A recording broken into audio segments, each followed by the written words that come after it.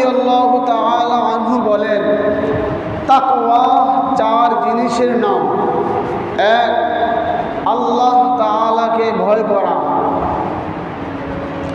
সদা সর্বদা সব সময়, চলতে ফিরতে, অবসর সময়, ব্যস্ত সময়, রাত্রে দিনে, কাজে কর্মে, চলাফেরায় সর্বদা আল্লাহ তাআলাকে ভয় করা।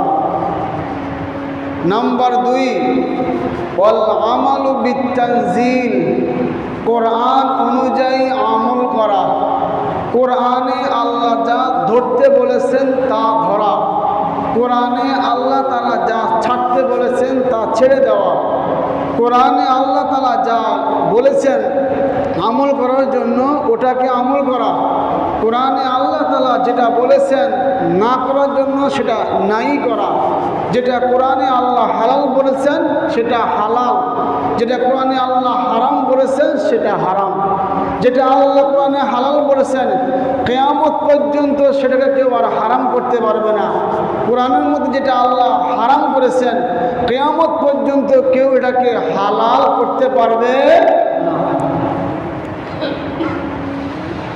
চিনা, জিনা, চুরি, ব্যভিচার, ডাকাত, সন্ত্রাসী, মানুষকে হত্যা করা, চাঁদাবাজি করা, টেন্ডারবাজি করা, মানুষের সম্পদকে মেরে খাওয়া, সুদ খাওয়া, ঘুষ খাওয়া, হারাম খাওয়া, এগুলো আল্লাহ তাআলা যত সব বিষয় আল্লাহ তাআলা হারাম করেছেন এগুলা কিয়ামত পর্যন্ত কেউ আর হালাল করতে পারবে না।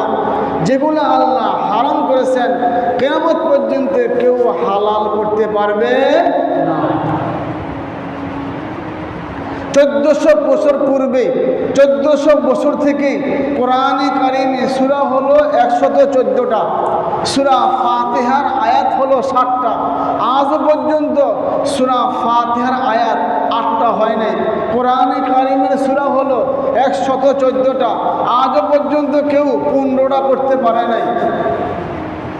পৃথিবীর জমিনের মধ্যে বহু লাইব্রেরির, বহু ঘরের, বহু কিতাবখানা পরিবর্তন হয়ে গেছে, কিন্তু পৃথিবীর শুরু থেকে নিয়ে আজ পর্যন্ত যখন নাকি কোরআন নাজিল হয়েছে সেই থেকে নিয়ে আজ পর্যন্ত কোরআনে কারিমের একটা জবর, একটা জের, একটা পেশ, একটা ঝজম, একটা অক্ষর কেউ পরিবর্তন করতে পারবে না।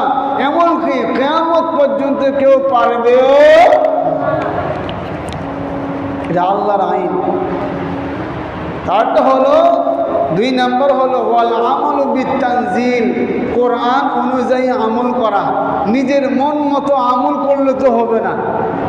নিজের মন চাইছে ফজরের নামাজ একবারে জোহরের সময় পড়বো, নিজের মন চাইছে জোহরের নামাজ এশারের পরে গিয়ে পড়বো, নিজের মন চাইছে ওযু করে নামাজ পড়বো না, নিজের মন চাইছে ফরজ গোসল হয়ে গেছে ফরজগুলো আদায় করলাম না।